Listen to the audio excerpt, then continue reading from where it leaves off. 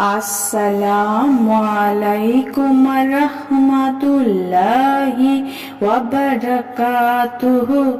সুপ্রিয় সম্মানিত দর্শক শ্রোতা, আশা করি মহান রব্বুল আলামিনের দয়ায় আপনারা সকলেই ভালো আছেন। সুপ্রিয় সম্মানিত দর্শক শ্রোতা, আজকে হযরত আব্দুল্লাহ ইবনে ওমর রাদিয়াল্লাহু তাআলা আনহু থেকে একটি ঘটনা বর্ণনা করব। ঘটনার শিরোনাম হচ্ছে বিনয়ের প্রতীক। হযরত ইবনে ওমর রাদিয়াল্লাহু তাআলা আনহু ছিলেন বিনয় ও নম্রতার মূর্ত প্রতীক। মানুষের মাঝে এই বৈশিষ্ট্য তৈরি না হওয়া পর্যন্ত অন্য মানুষকে মর্যাদা দেওয়ার চিন্তা তার মনে জাগ্রত হতো না। হযরত ইবনে ওমর রাদিয়াল্লাহু তাআলা আনহু তার প্রশংসা শুনতে পছন্দ করতেন না।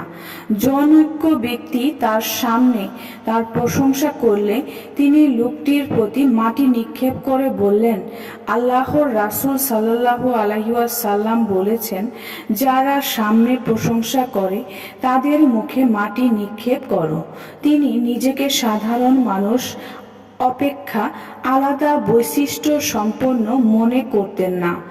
একদা জনৈক ব্যক্তি তাকে বলল, আপনি হচ্ছেন সাবত, আপনি হচ্ছেন আসত।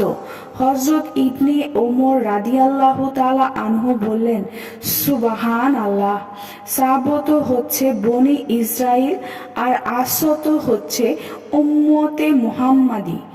আমি মুজার গোত্রের লোকদের মধ্যে কেউ যদি এর চেয়ে অধিক কোনো মর্যাদা দিতে চায় সে মিথ্যাবাদী।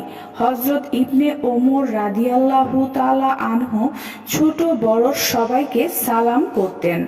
সালাম করার উদ্দেশ্যই ঘর থেকে বের হতেন। তোফায়েল ইবনে কাব, যিনি প্রতিদিন সকাল বিকাল হযরত ইবনে ওমর রাদিয়াল্লাহু তাআলা আনহুর সাথে বাজারে গমন করতেন, তিনি বলেন, হযরত ইবনে ওমর রাদিয়াল্লাহু তাআলা আনহু বাজারের সকল শ্রেণীর লোকদের সালাম করতেন।